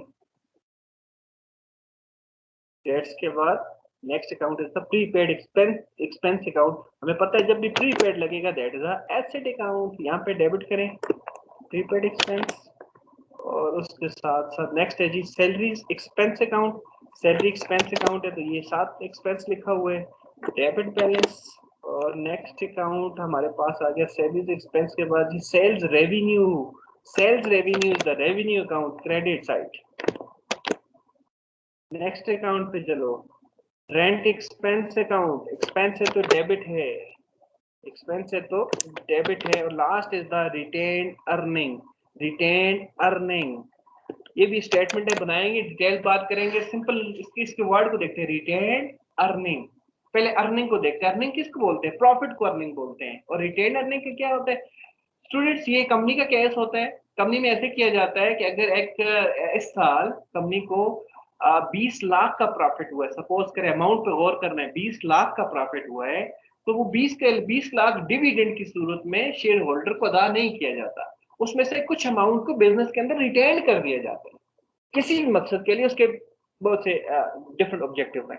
लेकिन जो फॉर एग्जांपल 20 लाख कमाया, 10 लाख रुपया शेयर होल्डर को डिविडेंड जिसे प्रॉफिट बोलते हैं उसकी सूरत में हमने दे दिए। लेकिन 10 लाख जो आपने बिजनेस के अंदर रिटेन किया है, that is called a retained earning. और जरा गौर करें, रिटेन्ड अर्निंग में क्या चीज है, हाँ रिटेन्ड अर्निंग प्रॉफिट है, इसलिए कि ये प्रॉफिट का अनडिस्ट्रीब्यूटेड प्रॉफिट है, हमने डिस्ट्रीब्यूट नहीं किया, ठीक है। और प्रॉफिट किसका पार्ट होता है, ओनर इक्विटी का, लिहाजा रिटेन्ड अर्निंग हमारा कौन सा बैलेंस है, क्रेडिट बैलेंस है। रिटेन अर्निंग प्रॉफिट की तरह है और profit is a part of a owners equity. लिहाजा स्टूडेंट ये कंप्लीट हो गया, जल्दी जल्दी से कैलकुलेटर लें, मुझे पता है मैं थोड़ा स्लो जा रहा हूँ और आप लोग अभी तक आपने कंप्लीट कर चुके होंगे। मैं जल्दी से इसको कैलकुलेट करता हूँ। 350 plus 1400 plus 120 plus 110 plus 820 plus, मैं यहाँ तक पहुँच गया हूँ, 110 प्लस 80 प्लस 610 प्लस 200 प्लस, कोई वैल्यू रह न जाए यार, ये साथ साथ देखने, अच्छा 40 plus 660 plus 400 is equal to 4900। यहाँ पे आ गया रुपीज 4900। क्रेडिट साइड पे आ जाए, क्रेडिट साइड पे आ जाए हमारे पास, ठीक है, क्रेडिट साइड पे आ जाए स्टूडेंट्स, तो हमारे पास है 200 plus 150 plus 250 plus 300 plus 130 plus 50 plus 1300 plus और 2400 प्लस और 120, इट मेक्स 4900। लिहाजा हमारा दोनों साइड अब बराबर हो गए 4900। जल्दी से इसको ये एक मिनट के लिए आपके सामने रखता हूँ, थोड़ा सा इसको कम करते हैं, छोटा करते हैं और छोटा करते हैं, ये बहुत छोटा हो गया, ये ताकि आपको सारा नजर आ सके, ये करीबन नजर आ रहा है। अब ये देखें स्टूडेंट्स, इस क्वेश्चन की चीजों को पुट करें।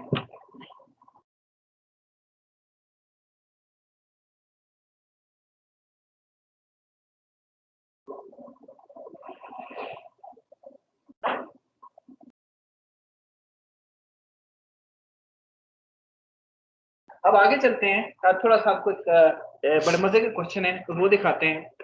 नेक्स्ट क्वेश्चन में जरा जाएं, तो ये नेक्स्ट क्वेश्चन बड़े मजे का है, आई लाइक कि जी correct the following trial balance. और इसमें मजे की बात ये है कि इसकी जब ये ठीक था, ये जब ये गलत था स्टूडेंट्स, इसमें एरर्स आपको भी मैं आपको दिखाता हूँ, तो ये भी इसका आंसर भी देखो 5454 है, लेकिन जब आप ठीक करेंगे तो भी इसका आंसर 5454 ही आएगा, ठीक है।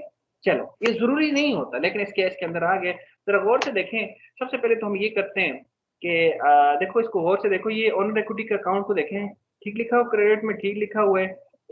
सबसे पहले हम ये करते हैं कि इस पूरे क्वेश्चन को यहाँ से कॉपी कर लेते हैं, ताकि आपके लिए, मेरे लिए आसानी हो जाए। कॉपी करके मैं यहाँ पे पेस्ट कर देता हूँ सोल्यूशन के अंदर, ये सोल्यूशन है, मैं यहाँ पे लिखता हूँ सोल्यूशन। अब इसमें क्या आता है, इस क्वेश्चन में क्या है, इस क्वेश्चन में स्टूडेंट सिर्फ इतना है, कुछ वैल्यूज जो है वो डेबिट की क्रेडिट में लिखी हुई और क्रेडिट की डेबिट में लिखी हुई, लिहाजा इनको सिर्फ चेक करना है। अब देखें यहाँ पे हमने चेक किया जी, Ahmad owners equity credit side पे बिल्कुल ठीक है, अहमद ड्राइंग्स ये सोल प्रोप्राइटर का केस है, ये आपकी डेबिट में लिखा हुआ बिल्कुल ठीक है। Lease hold premises, you know ना, lease hold premises your asset account debit में लिखा हुआ है, लिहाजा इसमें कोई इशू नहीं है। सेल्स आपके पास 2750 क्रेडिट में लिखा हुआ है, ठीक लिखा हुआ है। Due from customer, yes, due from customer is your account receivable. अगर ये अकाउंट रिसीवेबल है तो फिर इसमें नहीं होने चाहिए, इनको डेबिट पे होना चाहिए, उठा के डेबिट पे कर दो इसको, ठीक है। ये यहाँ पे गलत था, ये देखो ये गलत है।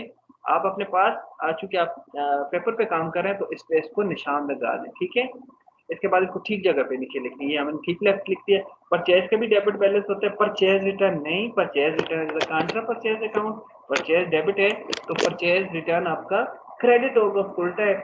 लोन फ्रॉम बैंक, ठीक है, क्रेडिट पे आएगा, इसलिए क्रेडिट पे आएगा कि this is a liability account. लेकिन नेक्स्ट पे जरा गौर से देखें, next account is the creditor account.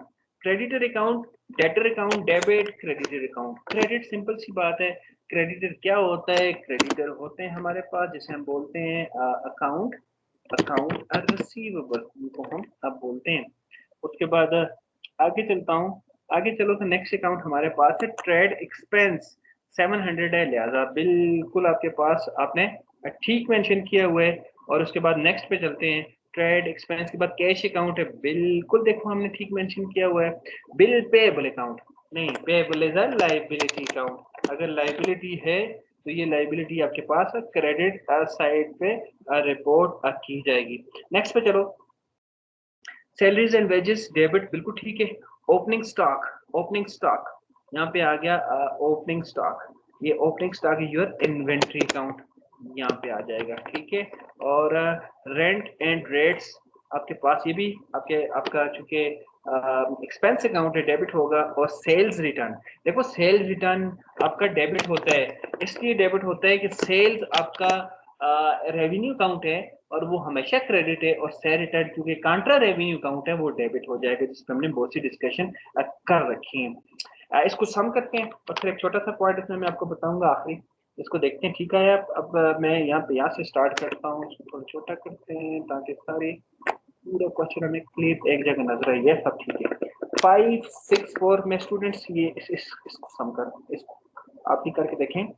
564 plus 750 plus 530 due from customer की वैल्यू है।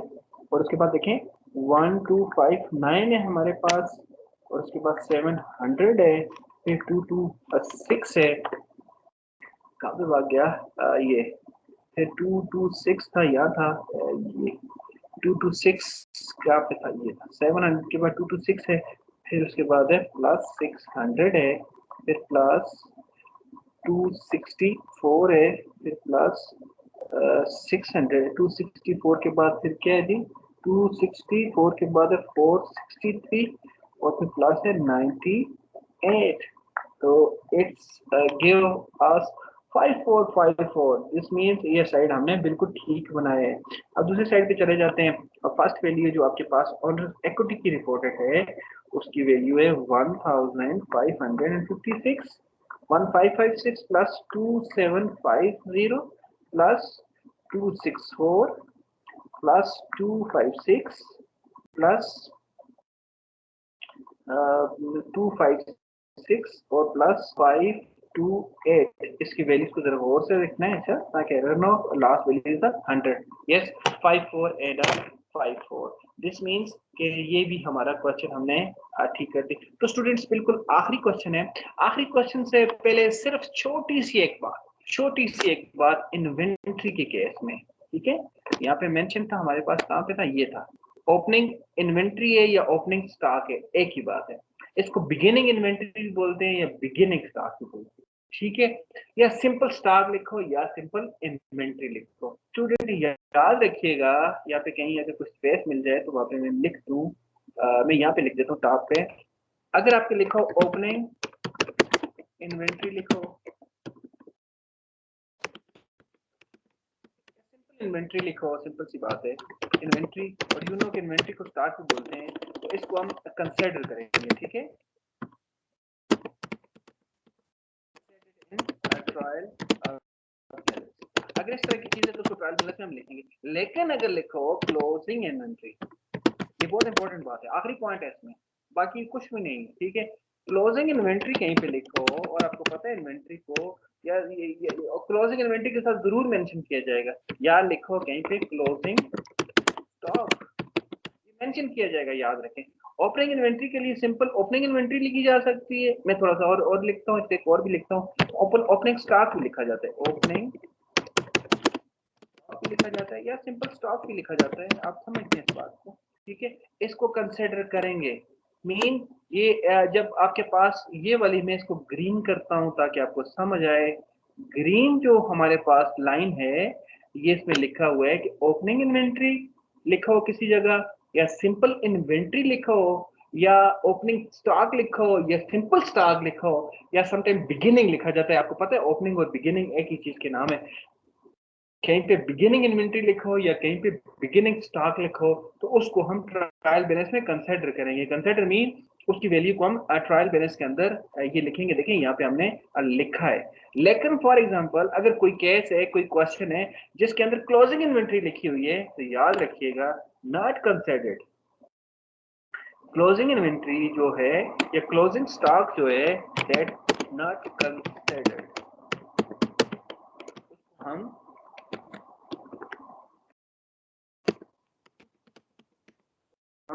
अपने ट्रायल बैलेंस के लिए कंसिडर्ड नहीं करेंगे। तो फिर क्वेश्चन ये है, इसको मैं रेड करता हूं, इसको हम कभी कंसिडर नहीं करेंगे।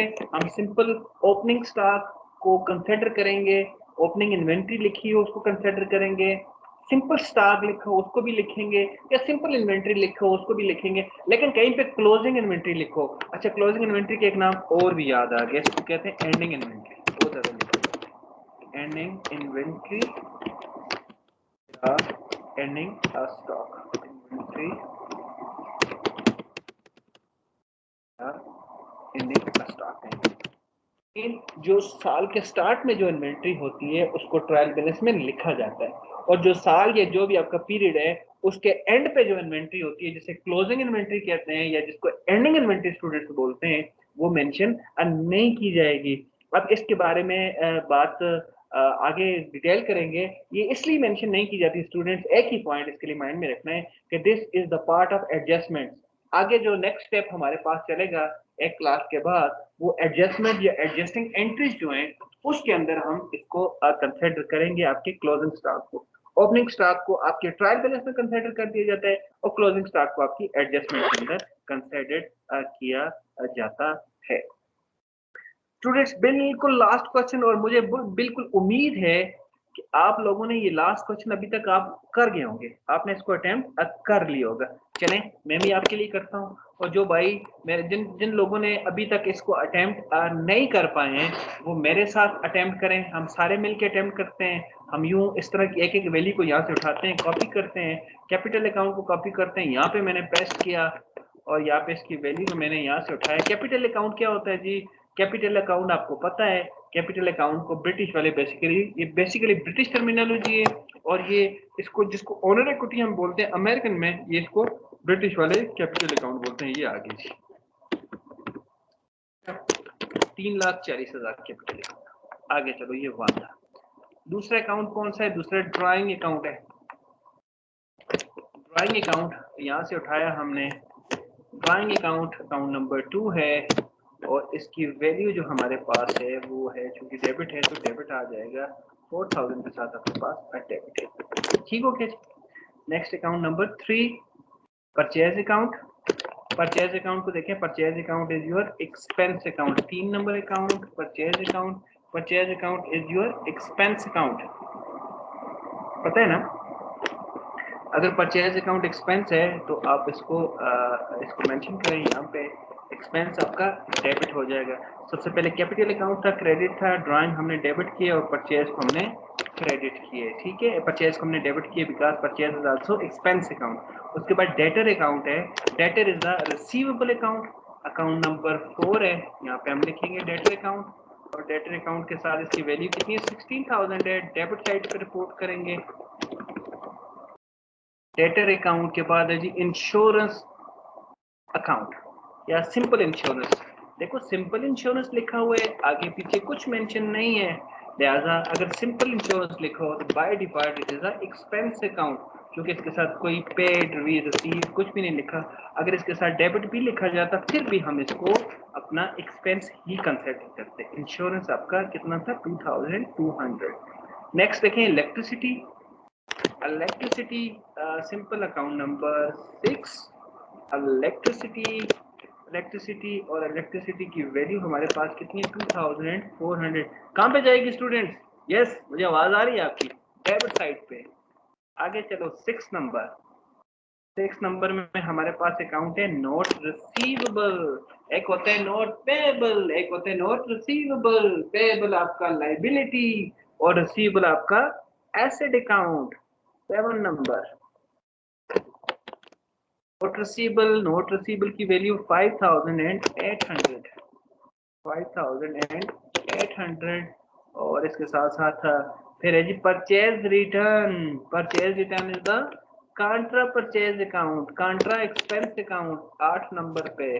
Purchase return 2400, purchase return contra expense है, कांट्रा एक्सपेंस है तो क्रेडिट में आपके पास रिपोर्ट किया जाएगा। कहां तक पहुंचे थे? परचेज रिटर्न में, ये आगे यहां तक हम पहुंच आए हैं। परचेज रिटर्न आपको पता है स्टूडेंट्स के परचेज रिटर्न जैसा कि बताया गया कि ये बेसिकली कांट्रा अकाउंट है, आपका कांट्रा टू एक्सपेंस अकाउंट है, लिहाजा अगर कांट्रा टू एक्सपेंस है तो क्रेडिट साइड पे जाएगा। नेक्स्ट अकाउंट देखें, लिखा हुआ है प्रिंटिंग एंड स्टेशनरी, मेंशन कुछ भी नहीं है आगे पीछे, तो printing and stationery your expense account.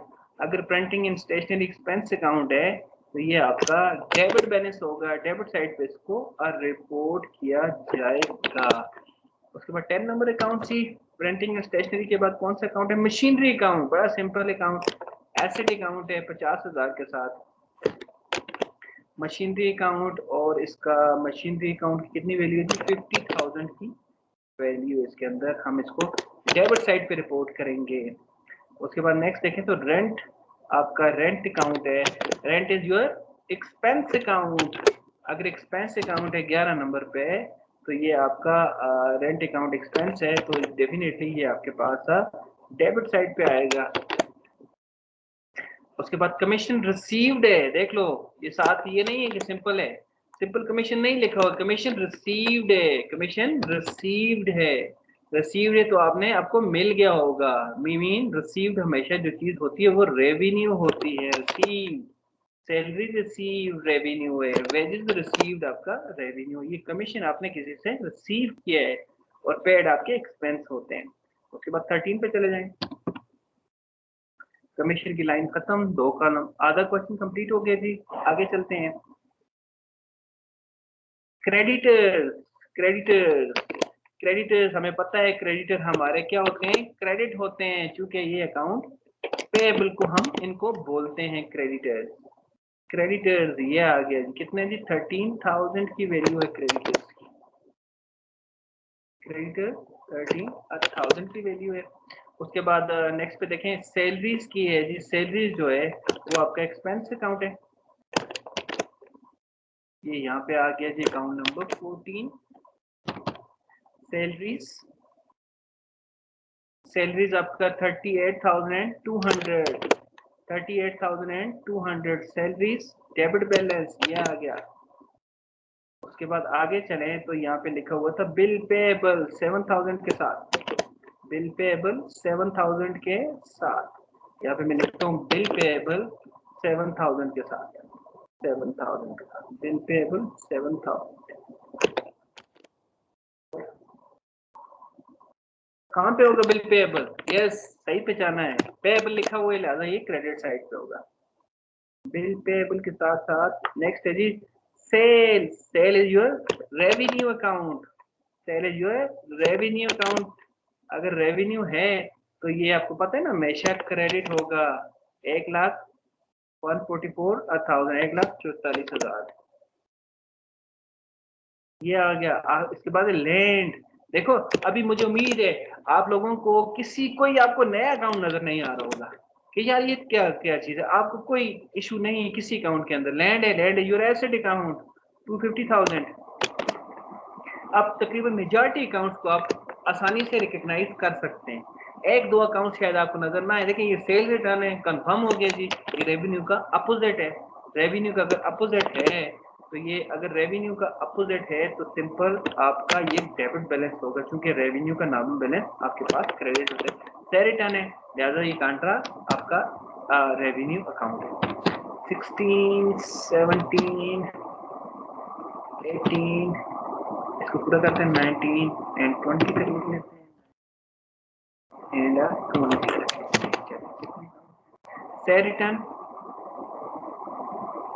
से रिटर्न के बाद हमारे पास कैरेज इनवर्ड की तरफ देखें।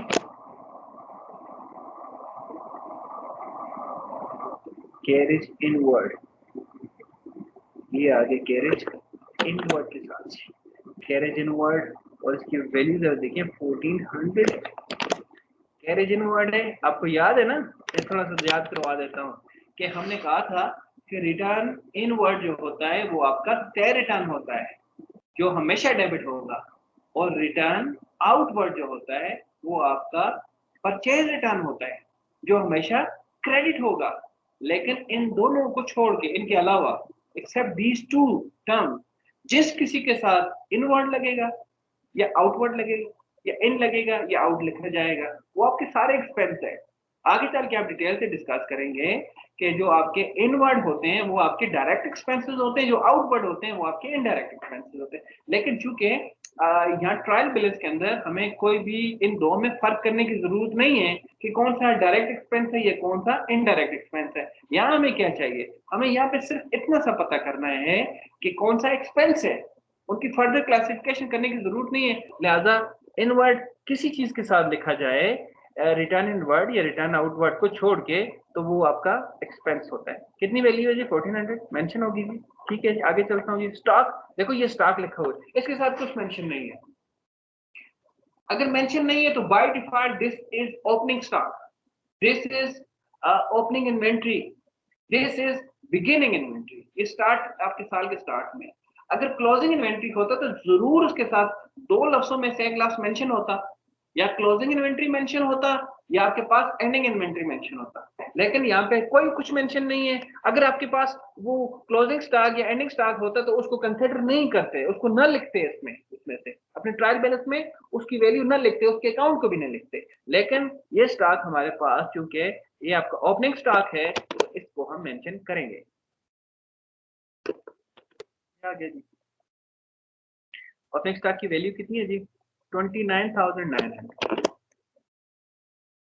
डेबिट बैलेंस, वेजेस एक्सपेंस है 21 account number, wages I think second last, yes 5,000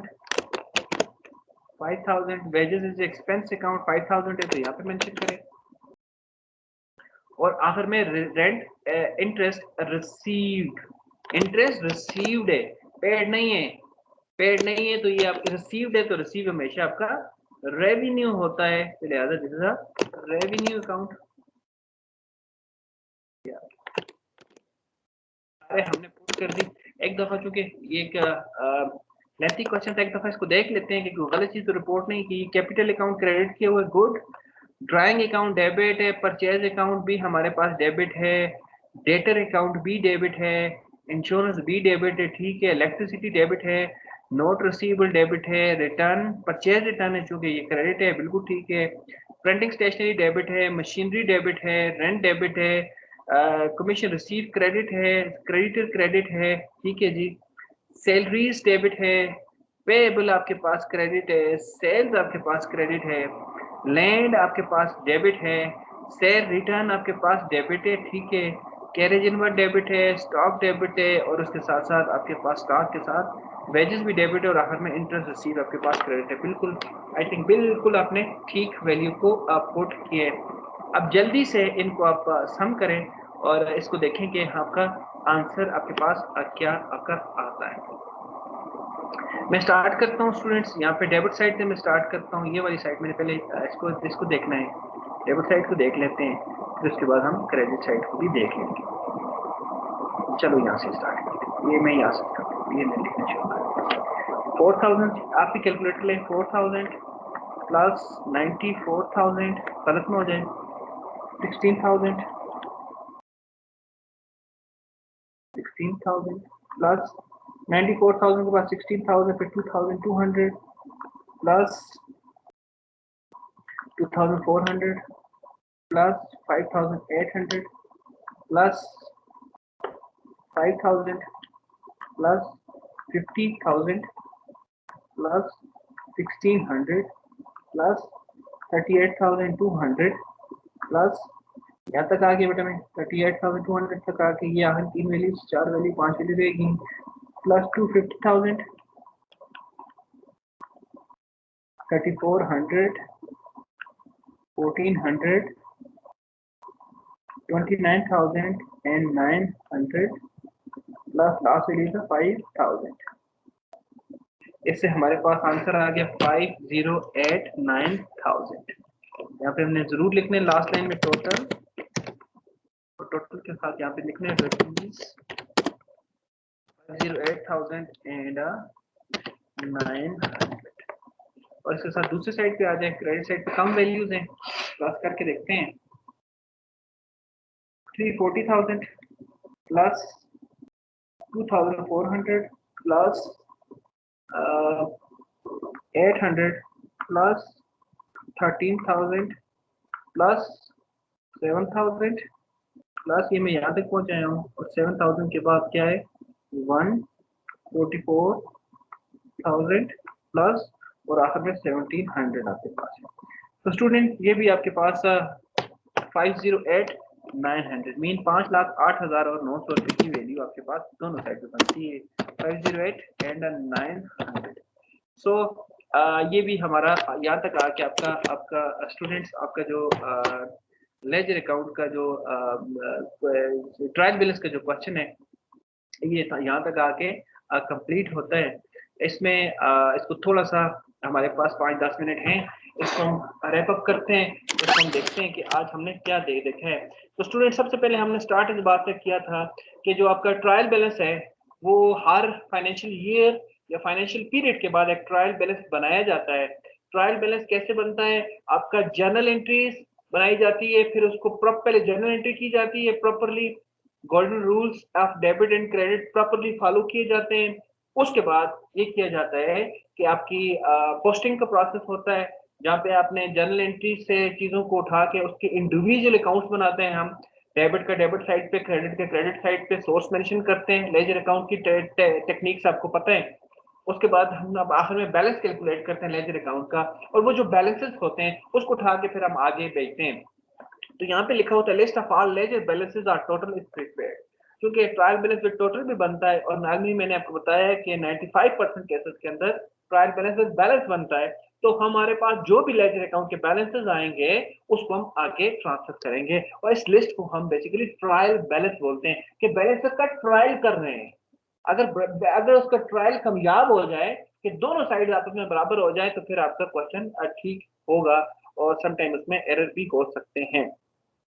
trial balance show just mathematical accuracy, ये बात इंपॉर्टेंट है कि आपने इस पे कम से कम पक्का ईमान नहीं लेके आना कि जी चूंकि ट्रायल बैलेंस बराबर हो गया लिहाजा हमारा क्वेश्चन बिल्कुल ठीक हो गया। नहीं, ये बात नहीं है। नॉर्मली हाँ ठीक क्वेश्चन का भी ट्रायल बैलेंस ठीक होता है, ये भी याद रखें, लेकिन थोड़ा सा इसको क्रिटिकली देखें कि अगर ये दोनों केसेस चलते हैं तो इसीलिए इसको मैथमेटिकल एक्यूरेसी से मुराद ये है कि ट्रायल बैलेंस स्टूडेंट्स एक छोटा सी बात याद रखें। ट्रायल बैलेंस हमें ये सिंपल बता रहा है कि आपने जितना भी जर्नल में जितनी अमाउंट को डेबिट किया उतनी को अगर आपने क्रेडिट किया और फिर आगे ट्रायल बैलेंस आगे आपने जर्नल एंट्री के बाद जो आपने लेजर अकाउंट बनाया अगर वो भी आपने ठीक बनाया तो ट्रायल बैलेंस में कोई इशू नहीं होगा। अगर आपने गोल्डन रूल्स को उल्टा किया, जैसे मैंने छोटी सी एग्जांपल आपके सामने रखी जहां पे मैंने रेवेन्यू का उल्टा रूल अप्लाई किया, जहां पे रेवेन्यू क्रेडिट होता था उसको मैंने डेबिट करके आपको दिखाया, तो भी आपका उस केस में भी आपका ट्रायल बैलेंस बराबर ही आएगा। सिंपल ट्रायल बैलेंस की फॉर्मेट को जरा देखें। ट्रायल बैलेंस के अंदर सबसे पहले 3 लाइन हमेशा रिजर्व, उसके बाद first line for name of a company, जो सी कंपनी है, ये सोल प्रोप्राइटर फरहान सलीम की कंपनी थी, लिहाजा इसको लिख लिया हमने। और यहाँ पे आ जाए उसकी जो भी स्टेटमेंट का नाम और आखिर में डेट, जो भी हम डेट देखने जा रहे हैं, serial number, heads of account, reference और बैलेंस के साथ डेबिट और क्रेडिट यहाँ पे आपने मेंशन करना है। हमने क्वेश्चन देखा स्टूडेंट जिसमें हमारे पास ऑलरेडी लेजर अकाउंट मौजूद थे। हमने लेजर अकाउंट को के बैलेंसेस भी आपको गिवन थे, हमने उसके सिर्फ बैलेंसेस को ग्रीनिश किया ताकि हम समझ सकें कि ये कौन से आपके पास बैलेंस हैं। उसको बैलेंसेस को फिर हमने देखिए ये ग्रीन जितने भी थे ये आपके सारे बैलेंसेस थे। इस बैलेंसेस को हमने उठा के अपने ट्रायल बैलेंस के जो डेबिट बैलेंस था उसको डेबिट में लिखा और जो क्रेडिट बैलेंस था उसको क्रेडिट में लिखा। डेबिट बैलेंस में मुराद ये होती है कि ऐसा अकाउंट जिसकी डेबिट साइड ज्यादा है और उसकी वो डेबिट बैलेंस होगा, और ऐसा अकाउंट जिसकी क्रेडिट साइड ज्यादा है, ज्यादा से मतलब उसमें ज्यादा जर्नल एंट्रीज क्रेडिट साइड में रिपोर्ट की हुई है, सो उसका क्रेडिट बैलेंस होगा, लिखा जान भी जाता है।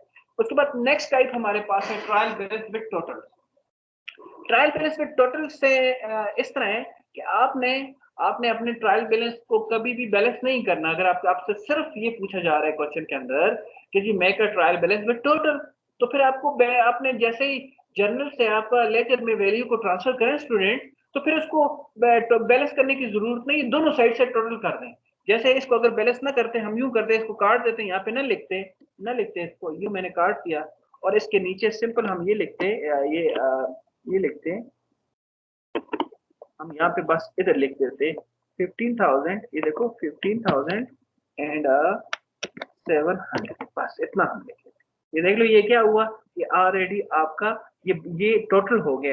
ये देखो ये आपने डेबिट में टोटल कर दिया 10,000, 10,000, 8,500, 2,200, इससे 30,700 आएगा, और क्रेडिट में भी आपने इसका टोटल कर दिया। बैलेंस को भूल जाए 2 मिनट के लिए, ठीक है, क्योंकि हम ट्रायल बैलेंस विद टोटल बना रहे हैं। और इसमें देखो ये 15,700 आपके पास क्रेडिट में है और इसी तरह से 30,700 आपके पास है डेबिट में। लिहाजा ट्रायल बैलेंस विद बैलेंस के अंदर तो हमारे पास एक ही बैलेंस जाएगा, या तो डेबिट साइड पे बैलेंस जाएगा या क्रेडिट साइड पे जाएगा। लेकिन ट्रायल बैलेंस विद टोटल में ये जरूरी नहीं है। ट्रायल बैलेंस विद टोटल के अंदर दोनों साइड पे भी जा सकता है और एक साइड पे भी जा सकते हैं। जैसे इस केस के अंदर दोनों साइड पे हमारे पास टोटल जायद है, लिहाजा दोनों साइड पे लिख लिए। कुछ अकाउंट जैसे यहाँ पे सप्लाई की एग्जांपल दी गई थी कि सप्लाई के अकाउंट में सिर्फ डेबिट साइड पे ये चीज है, क्रेडिट में कुछ नहीं है, लिहाजा अगर इसका बैलेंस ना होता तो डायरेक्टली आप इसको लिखते, इसको यहाँ पे कुछ नहीं लिखते, ठीक है, इसको सिर्फ डेबिट साइड पे लिखते। लिहाजा आपने इसको उठा के जो आपकी वैल्यू है उसको उसी तरह से हमने, चूंकि इसका सप्लाईज का जो टोटल था वो सिर्फ डेबिट साइड पे रिपोर्ट हो रहा था, लिहाजा उसको डेबिट साइड पे भी आपने उसको उठा के सिर्फ डेबिट साइड पे ही लिख देना है।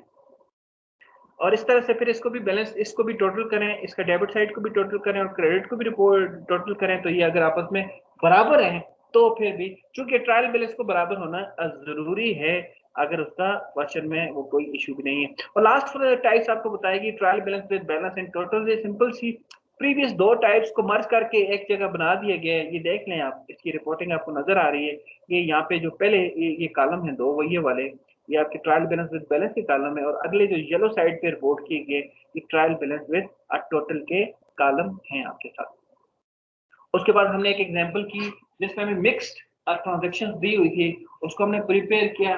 बाकी तो आइडिया हमारे पास क्लियर था, लेकिन हमने जो आइडिया मेन माइंड में रखा है वो ये रखा है कि there are 6 pillars of account, asset, expense and drawing.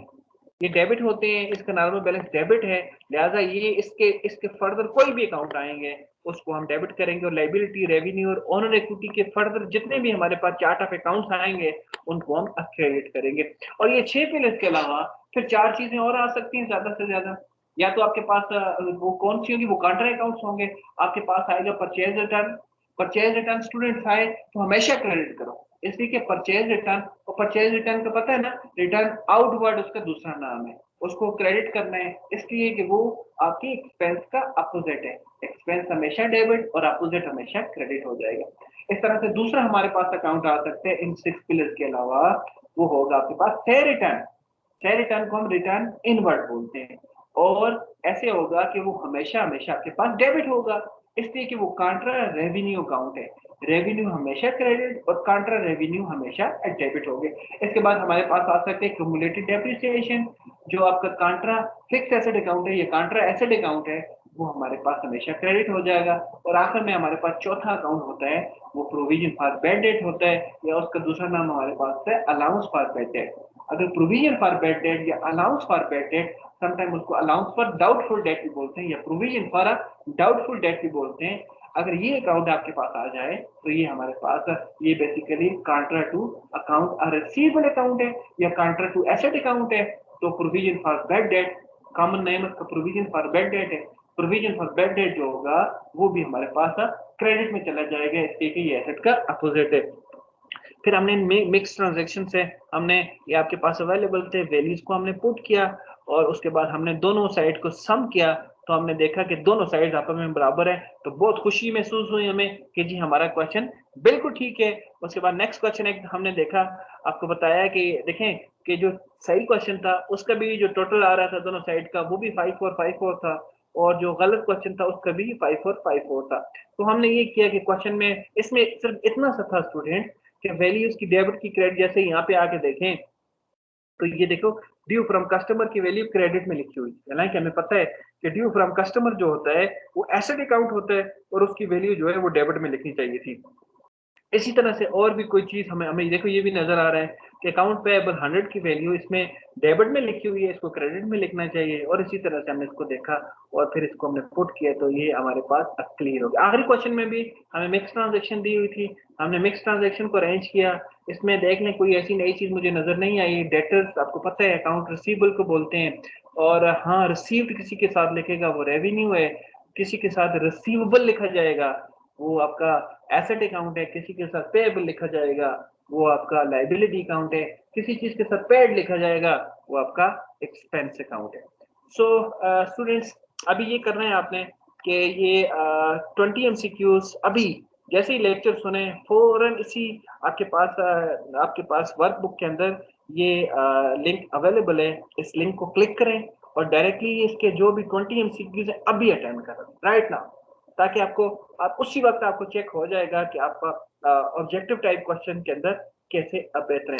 उसके बाद अपने एलएमएस पे चले जाएं या इस वेबसाइट पे इस लिंक पे जाएं तो टॉप पे आपको पीडीएफ डॉक्यूमेंट अवेलेबल होगा, उसको प्रिंट करें और उसको भी प्रैक्टिस करें। अगर ये दो चीजें आप प्रैक्टिस कर देंगे तो फिर आपको खुद पता चल जाएगा कि आप किस पोजीशन पे या आपकी कितनी बेहतर अंडरस्टैंडिंग है। सो डियर स्टूडेंट्स आज का लेक्चर यहाँ तक था। मुझे उम्मीद है कि आपको आज का लेक्चर ज्यादा बेहतर समझ आया होगा और मुझे इसके साथ साथ ये भी उम्मीद है कि आप इसके बाद इसको प्रैक्टिस भी करेंगे और इसको जरूर देखेंगे। तो नेक्स्ट लेक्चर जो लेक्चर नंबर हमारा 10 होगा उस वक्त के लिए मुझे इजाजत दें। खुदा हाफिज, अपना बहुत बहुत ख्याल रखिएगा। अगेन खुदा हाफिज।